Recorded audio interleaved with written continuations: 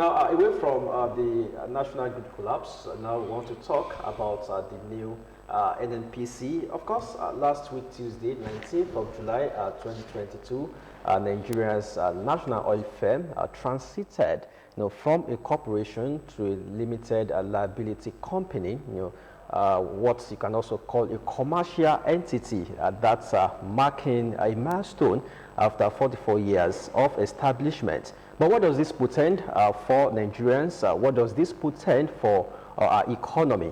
That's the crux of our discussion now. And with me are two guests. In the studio, we have Dr. Shola Adeokuta from the Ivory Tower, and he's also a public affairs analyst. Welcome to the program. Good morning, if you are at home. It's my pleasure to be here. Okay, and Mr. Baba Shola Adebuyi is joining us, or has joined us via Zoom. Good morning, Mr. Baba Shola Adebuyi. It's a pleasure, sir. Thanks for the invitation. Okay, let me start with you. The topic dissecting the prospects and potential pitfalls of new NNPC. I mean, what's your take on this? What will this bring to the table?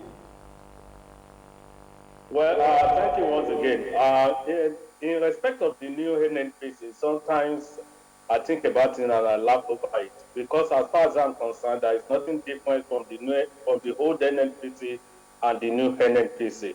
Yes, the Petroleum Industry Act has actually introduced that a new NNPC should be set up that must have a commercial, that must be a commercial company. Yes, but presently, as far as I'm concerned, the government is still controlling the new NNPC. If you actually watched the program last week, when the president was unveiling the new NNPC, you will discover that the set of people who are still board of directors, who are controlling the company, are the same set of people who were there when the NNPC was there. Now, the federal government has 100% shares.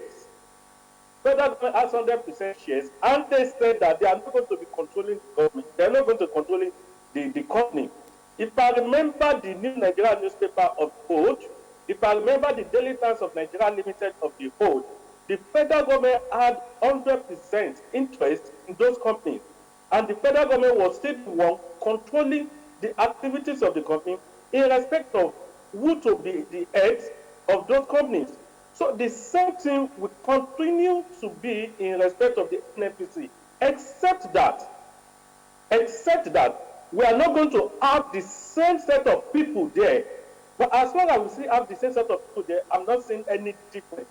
And if the government hands over that company to a new set of people, like for Nigerian Liquefied, gas company, we all know that that company is the government control 51% in LNG, but is not controlling the activities of the company. They have other representatives of other interest holders in that company who are actually controlling that company. And presently, I think permanently, is the Shell that appoints the MD. I think Total also appoint the financial, the one that constitute or compose a board. But there is no one that's going to do that because the federal government still has 100% control, and the federal government has the same set of people in the NNPC to do NNPC.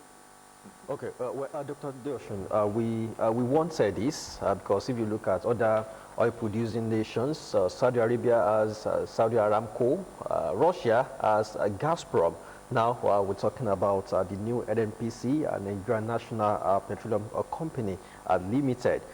Why should ours be different? Because now that it's a commercial entity, it's expected that it's no longer under the government. It won't be funded by the government, and there should be some form of transparency.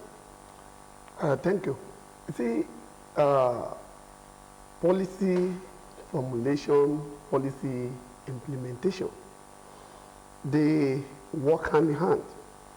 And let me place on record there that no amount of policy that we can be formulating in this country, if there is no genuine intention on how we go about implementing it, we'll still find ourselves the same condition and the same situation, and we'll still be complaining about lack of transparency and efficiency in that sector.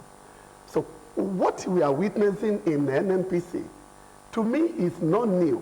It's just like putting old product in a new bottle, or the packaging old product with new label. When you look at the categories of people that have been elected, appointed into NNPC, you will discover that these are the same set of people who have been involving in one, in the management of one affairs or the other. Look at them, about 15 years ago, 10 years ago, 20 years ago. I don't see somebody among those set of people who can bring new things to the table. And how whatever they are going to bring will take us from the current position we are. As a matter of fact, it's like we're just deceiving ourselves as a nation. Because when you look at the intention, genuine. Okay. The intention is genuine. The policy, fantastic. But when it comes to implementation, you will discover that there are a lot of loopholes there. So there is no way you will say you are going, you are commercializing certain things, and you are arrogating responsibility to yourself indirectly, that those people you are inviting to come and participate or invest in, they don't really have clear-cut focus of what government is going to do. And I don't even think they have a way of making input that will make NNPC look like a business that will yield desired result. To me, government is still in control.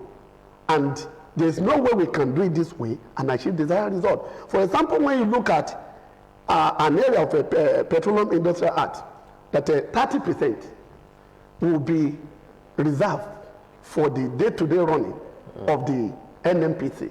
And from there, the host community crisis, that how the NNPC and the host community crisis we normally witness, that is from that money, you will take care of that.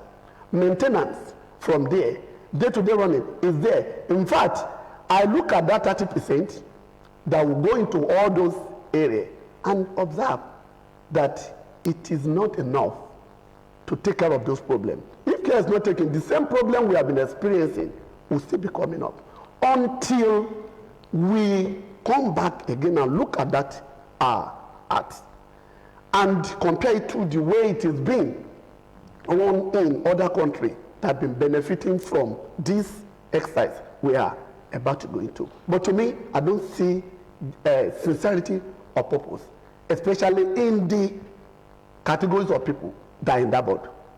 Okay, let me see if we can come to Dr. Adegui there.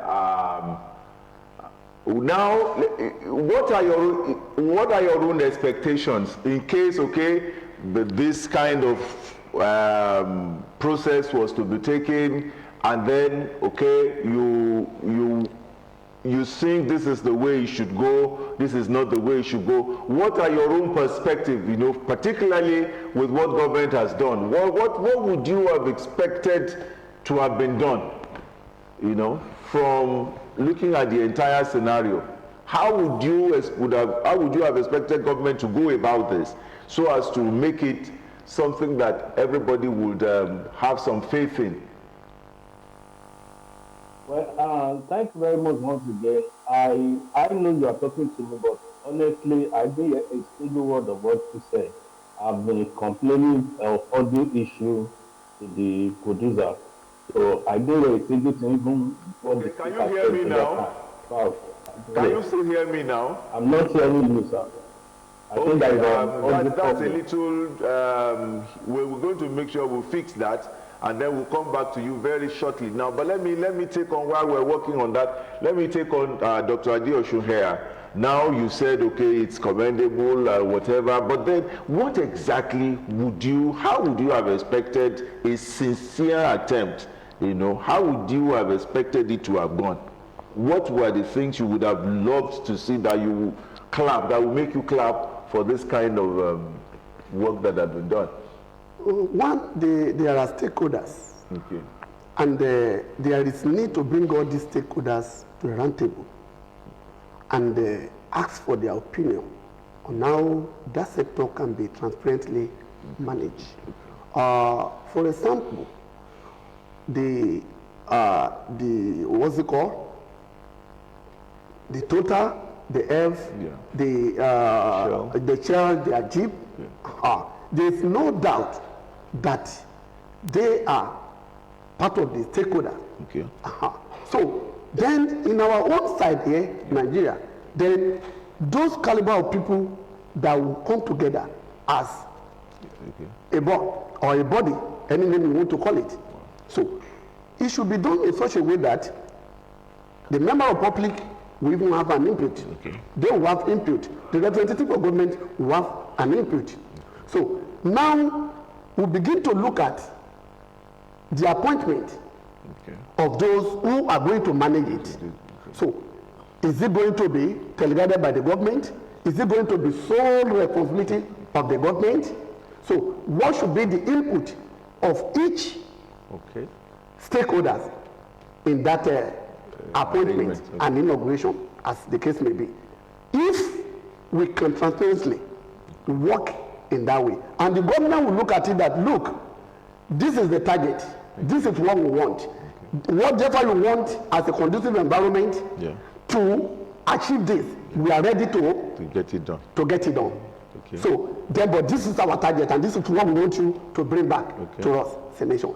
If they can do it that way, then the two are a kind of situation where the board will see themselves as a situation where, okay, look, we have been given a task, and we've been given conducive environment, we've been given all that needs to achieve it. Now, periodically, we begin to review the activities of these people and see whether they are living up to expectation or not.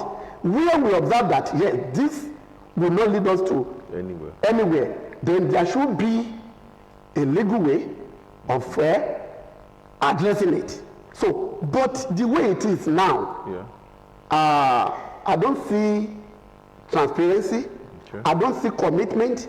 In fact, it's like a kind of trying to glorify or bring what I can call corruption in another way, as the case may be. But people have been clamoring for the unbundling of NNPC. They've always said, okay, the way NNPC is now, it's not been so that they should privatize it. And I think government is now trying to privatize it or trying to, but then you feel the effort is not genuine enough. And then now the question is, what are the likely outcome of this kind of arrangement? Remember, when this country, during the Obasanjo administration, the vice president was given the responsibility of making sure that most of the companies that are not doing well, we come up with another approach that makes it look like a private. So, and the white paper from every countries in the world that have embarked on that and the yielding fruitful result were brought back to this country. We even tried to adapt it to our own environment. In terms of arrangement, organization, and all the rest, we look at it that it's robust, it's going to work. But when it came to implementation, we saw how child practices and all the rest led to where we found ourselves. So the same thing may likely happen with what is happening with NNPC. So, and I think the way we should go is either we look at it as a real private enterprise. And it is going to be looked at in that way. That means every principle that has to do with private investment must be allowed. So, and that means that the caliber of people that are being appointed by the government in that board should not be in that way. So, all stakeholders will have their way of appointing representatives, and those representatives there should have equal right with the government. So, what government needs to do is that at the end of the day, this is a target, and this is what I expect. Okay. So, Mr. Adebuyi, can you hear me? Okay. Yes, clearly now. Yeah, now, yeah, okay. Welcome. Well, let me just say, Mr. Adebuyi is joining us from the United Kingdom. Yes, Mr. Adebuyi, let's dissect some of the framework now.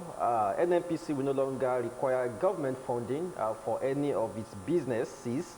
NNPC will not be subject to the inhibitions of statutory regulations like the TSA, the Treasury Single Accounts. NNPC will pay taxes and royalties, including dividends also to shareholders. So are you in doubt of the workability of this?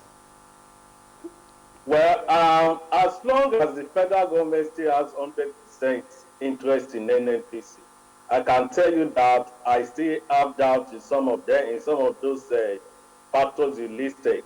And why do I say that? If the person that plays the tune, that plays the pipes, he takes the tune. As long as the federal government still appoints the leaders of NNPC, you cannot say that the federal government is not funding the company. As long as the federal government still determines who should be members of the company or employees of the company, then I can tell you that those things cannot work. Yes, maybe in ways they will start paying dividends to the federal government. They will start paying royalties to the federal government. They will start maybe doing some other things without the federal government input. But the composition of the board of directors of that company, as long as it's still owned by the federal government or still determined by the federal government, I can say categorically that it won't work. And number 4, as long as the people being appointed or being employed in NNPC is still based on federal character and not on meritocracy and not on ability to work or work to deliver, but it's based on tribe, it's based on ethnic, it's based on religion, I can tell you that it's not going to work. NNPC is as far as I'm concerned, is still owned by the government. Any company that is being owned by the government is as good as that company is just for a test of time. It's not going to last. And in a situation whereby the NNPC chairman or whosoever refuses to dance to the tune of the Minister of Petroleum of the federal government, I can tell you it will not last. It's not the shareholders that will determine. In fact, who are the shareholders? Federal government. So my own thing is this: what is the business of federal government in owning a company? I expect the business of federal government in anything is to have a regulator who regulates the activities of all industries in the country. It is not the duty of federal government to establish any company. It is the duty of a federal government to create an enabling environment for investors. If federal government is no longer interested in NNPC, let the federal government open the shares, sell the shares to individual or invite foreign companies. We still have the IOCs in this country. Who can I know that can manage the NNPC, the new company, very well and will deliver, and the federal government will be sure of getting its returns at the end of the business year? So now, my own question now is this: if the federal government is saying it is not a company, it means that the dividend will be paid to federal government. It means that the revenue being generated by the federal government will reduce, because it now NNPC will no longer be remitting revenue to federal government for the federal and the state and the local government to share again. So the question now is, how will federal government generate its own revenue? That's one. Number 2, the federal government says it's not a company, they are not going to interfere with the activities of the company. But yet, the federal government is still saying that the subsidy on fuel, they cannot remove hands from the subsidy of fuel. So what are we talking about here? I'm not saying that they should remove the subsidy. What I'm saying is they don't want to dictate, but at the same time, the subsidy or whatever activities that are going on is nothing to write home about. You are still holding it there. You are still the one determining the price of fuel. That's two. Number three, if it is not a company, what happens to all the 4 refineries that billions of dollars have been claimed to have been spent on, and yet not even up to 20% capacity of the refineries have been utilized? So where are those money gone? Nobody can say this is where those monies are going to. Now, what is the responsibility of this new NNPC? Like I said, as far as I'm concerned, it's just to create it's not to change. It's a matter of changing of name from NEPA to PHCN, from Nigerian Police Force to Nigerian Police, but still the same thing that will continue to run. The dynamics will not change as far as I'm concerned. Okay. Dr. Adeosun, where does this policy or this transition, where does this leave states, governments in Nigeria, especially now that the NNPCL will not be remitting, revenue to the federal government? So states that are not buoyant enough, states that do not have IGR, how will they survive? You see, that is the reality we should face in all this analysis. You can't just wake up one day and say, this is the road I'm going to follow. You should be able to have the knowledge of that road before you embark on the journey. So the government is not being strategic enough, because the issue of going to Abuja to share revenue accrued from the oil is still there.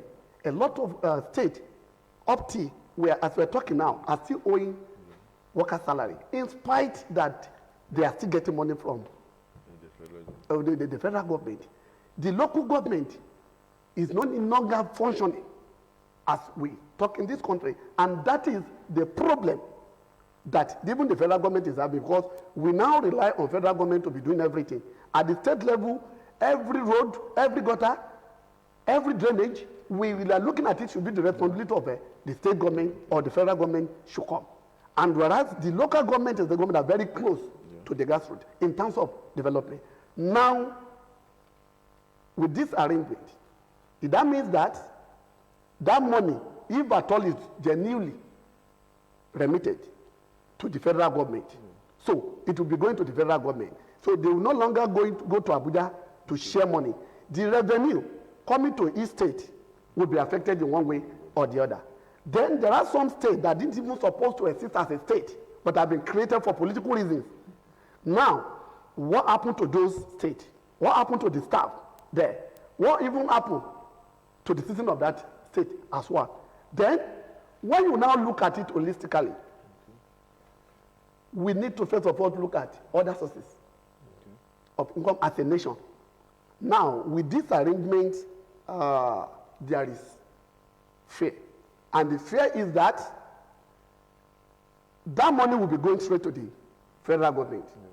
But accountability, transparency cannot be guaranteed.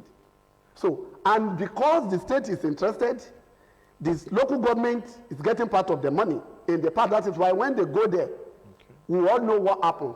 There will be crisis between the federal government and state government on how much, what is in this, what is in that, how do we share it? No, this is not enough. This will be our percentage. Now it will be strictly federal government affair. Forget the fact that you are saying privatization. I don't see anything private there, as far as I'm concerned. Then it is even another way of covering most of the corruption in that sector.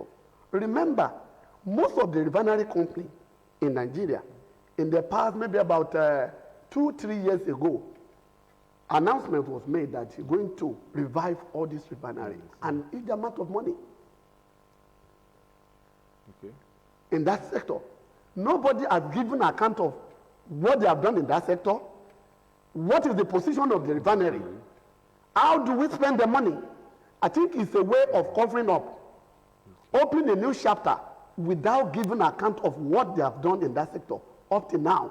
So, and if they manage to escape with those money, and we are starting on a new slate, what happened in the past may definitely happen, if not in a worse scenario than what we are witnessing now. So, and remember, that is the only source of revenue for this nation for now. That is the major. Let me use that language. We've not been thinking about diversifying our economy. So, certainly, we are starting with this. Though, I know it will take time if it's going to really work genuinely, because a lot of things have to be put in place. Yes. The security, part of it, and at times we still have to look at the policy. So, and I know that as a country, Nigeria, we may want to do it in Nigeria way. And if we are doing it in that way, then what we are even expecting that leads to this policy may either take us back rather than going forward. Let me take on Mr. Adeguyi. Are you still there with us? Let's now look at, what are the expectations now? What are your own expectations now with this arrangement? Some have said, okay, it might not be as bad as we are painting it, that, we should keep hope alive. What are your own expectations with this arrangement? Do you foresee it working? Do you foresee, and then what do you think was going on in the mind of government to unbundle, to do this kind of privatization? So do you see it working? And then, what should we guide against if we want this to work? Or do you suggest, or would you suggest a cancellation of virtually everything that is done now, and then they begin again and then do it properly? Okay, thank you very much, sir. Personally, I love to give benefit of doubt. When things are nearly done, I'll look at it from one angle. There is, for someone to have come up with that idea, it means that person has a vision. So, that vision is what has been sold to us, to have something new. That is why I always give benefit of doubt. But something I'm so sure of, as long as the federal government is still 100% owner of NNPC, I am not going to see any difference between the old and the new. So if federal government is serious about having a limited company of NNPC, then the federal government must have, okay, let me say, the federal government should be ready to sell shares to individuals or to companies. Let the federal government be totally off the activities of NNPC, whereby the federal government wants to know how many people have been employed by NNPC in a year, from which section of the country are they, whereby the federal government wants to know the number of oil the NNPC have been able to allocate to one tribe or the other. No, we want a situation whereby NNPC also will also have its own wells, just like the main mention of the Petronas and the one in South Africa and Saudi Arabia. We want NNPC to also be a company that is exploring. Yes, they have a sector they call NPDC, whereby I think is it NPDC or NDC that is responsible for drilling of wells. But the question is, that particular sector, ask me how many wells has been drilled or explored by them. So this is also, I see that one too as a way of siphoning or wasting funds of finance. Now, let NNPC also do things the way the other IOCs are doing it. If they are not ready to do this, then the federal government is not ready to tell us that there is a new NNPC. Leave everybody to determine what comes, what happens in the new organization. Now, you are starting a new company. The old breeds that has the understanding of the whole company are now the ones starting the new company.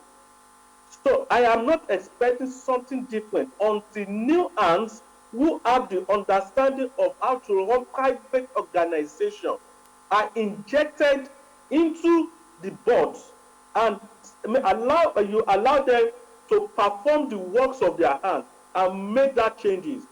I, as a person, I am not going to see any much difference between the NNPC and the new NNPC. Thank you, sir.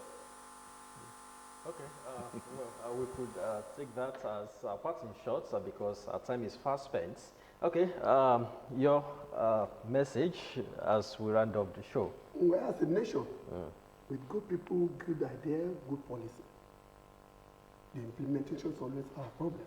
If new NNPC is going to be new in all ramifications and yield new results, let me use that language, then sincerity of purpose should be our watchword.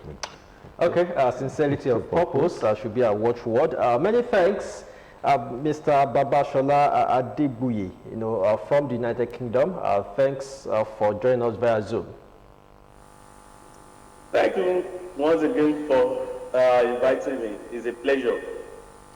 And Dr. Shola Adeosun, many thanks for honoring our invitation. Thank you very much. We pray for Nigeria, get to promised lands, especially this of course. Well, that's the show this wonderful morning. Our two guests have expressed concerns or fears over the functionality of the new NNPC. But only time will tell if that policy will favor us as a nation, will favor our economy, or not. Well, Tunji, it's time to go. Well, Moses, I think we've looked at two issues today. We've looked at the grid collapse. Yeah. We've looked at also the NNPC. Yeah. We just have to keep NNPCL. We just have to keep hope alive.